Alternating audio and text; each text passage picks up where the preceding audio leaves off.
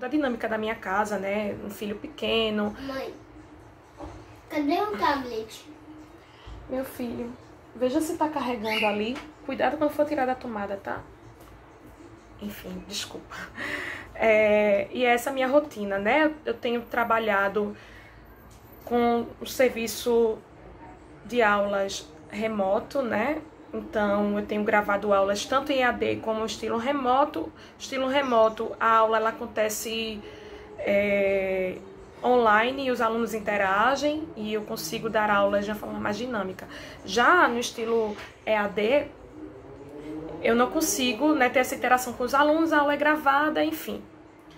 E é um desafio para mim porque eu não tive nenhum tipo de capacitação, né, nessas novas modalidades e é um serviço novo para mim. Então eu tive que comprar um celular novo, tive que comprar um computador novo, me apertei financeiramente, minha conta de luz aumentou, porque a empresa agora está dentro da minha casa, né? A minha rotina na pandemia não mudou muito, porque eu sempre fiquei mais reclusa mesmo devido à depressão. Então, pra mim é até difícil ir pra rua. Porém, como agora eu vou trabalhar, então vai ser algo que vai ser bom pra mim, que vai me tirar de dentro de casa, de dentro desse ciclo vicioso. Foi justamente a mudança, né? A mudança de local, a mudança de pessoas, de relacionamentos, visto que eu morava dentro de uma zona completamente urbana, para vir morar em uma zona rural, conviver com pessoas que têm comportamentos e cabeças diferentes. E o que tem sido mais difícil durante nessa rotina é justamente conciliar o fato de agora ser mãe solo com o fato de não deixar que o meu filho sofra, né, com o distanciamento do pai.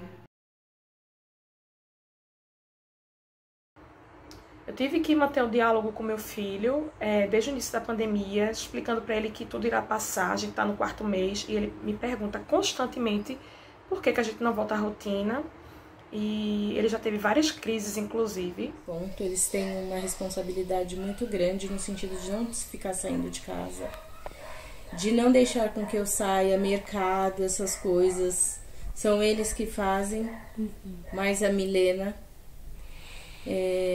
que tem um senso de proteção maior em relação a mim. Eu nunca fui mãe de um jeito tão intenso como agora. Nunca tinha sido desafiada a cumprir a maternidade nessa perspectiva múltipla. Preocupação eu tenho muita, no sentido deles não contraírem esse vírus. Essa é a minha maior preocupação. E não tenho culpa alguma em relação à criação deles, porque quando eles eram pequenos eu fiz tudo o que eu pude, até o que eu não pude, para poder que eles tivessem uma vida tranquila, um lugar onde morar. Aguentei muita coisa para que eles não sofressem na casa de ninguém. Então eu tenho certeza que eu fiz tudo o que eu podia e ainda faço tudo o que eu posso e até o que eu não posso para vê-los bem e de certa forma felizes, até onde eu posso. Me sinto lesada. Porque não há uma divisão desse fardo com o pai do meu filho. Tem sido bastante difíceis, né? Visto que eu também morava em um apartamento super pequeno, onde eu conseguia manter a organização diária, e de repente eu moro numa casa que é 3 vezes maior, com quintal e atividades rurais que são totalmente estranhas. Com relação a cuidar da casa, eu me desprendi. Também não faço questão mais de ficar alisando toda hora. Eu sou o contrário de quem tem mania de limpeza. Eu tenho mania de não fazer quando eu não tô com vontade. E não me sinto mais nessa obrigação, mesmo sendo criticada todos os dias. Porque quando eu fazia e deixava a casa impecável, eu era muito criticada. Então hoje, pra mim, tanto faz. Quem quiser que faça o seu. Sim, eu consigo tirar um tempo para mim, sim, aqui, eu consigo cuidar de mim com mais frequência, com mais calma. Até porque eu tenho, sim, uma rede de apoio, diferente do que eu vivi durante os 2 últimos anos, né, do meu filho, onde eu vivia basicamente isolada, só com o pai dele, não tinha muita rede de apoio. A minha rede de apoio, ela é muito complexa, né? Muito complexa porque eu tenho uma mãe de 74 anos, eu sou filha única dela, e a minha mãe, ela tem câncer, ela é hipertensa, ela é diabética, ela tem mieloma múltiplo, ela é aposentada e ela mora na cidade distante de mim. E meu pai trabalha, né? Ele tem um pouco mais de 60 anos e trabalha. Então, eu não tenho tido um apoio como poderia ter para dar conta. E tem uma pessoa que vem aqui, passa metade da semana, né? Que ela sempre trabalhou aqui na minha casa, o nome dela é Sandra. Essa funcionária, ela ficava aqui, é uma pessoa maravilhosa que fica aqui enquanto eu trabalho fora. E agora, durante a pandemia, ela me ajuda com a alimentação, questão de fazer comida, né, de fazer a faxina geral na casa.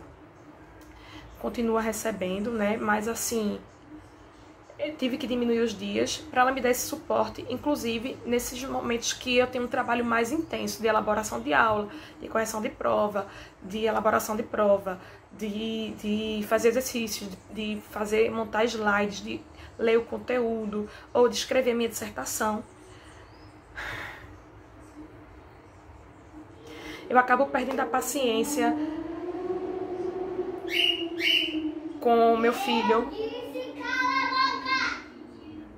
Licença. Raul, por favor, não grita. É primeiramente que a gente tenha, né, uma vacina para poder acabar de vez com essa pandemia. Claro que a gente não vai voltar ao normal, ninguém vai voltar ao normal, mas que a gente volte pessoas melhores, né, mulheres mais fortes, mulheres que tenham coragem, igual eu tive, de sair de um relacionamento, de buscar autonomia, de buscar a independência financeira, independente do que os outros vão pensar. Então, eu acho que foi um presente de Deus conseguir um emprego nessa pandemia, sendo do grupo de risco. E são 16 anos na expectativa, porque desde que meus filhos nasceram eu trabalhei o mínimo possível.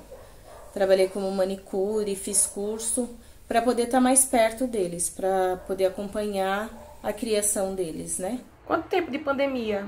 Meu filho já passou por muitas crises, né? Raul, ele reclama muito pelo tempo que ele fica preso em casa sem poder brincar. Eu morro de medo de sair com ele. A gente tem cumprido a quarentena. Então, quanto tempo que a gente vai ficar enclausurado aqui? Ao mesmo tempo, a escola quer ter um direcionamento novo para a volta. Eu não tenho coragem de lançar meu filho. É um dilema. Como é que eu vou fazer? Não dá pra ter bebê, não dá pra ter um carro, não dá pra ser no débito, não dá pra ser, não dá pra resistir.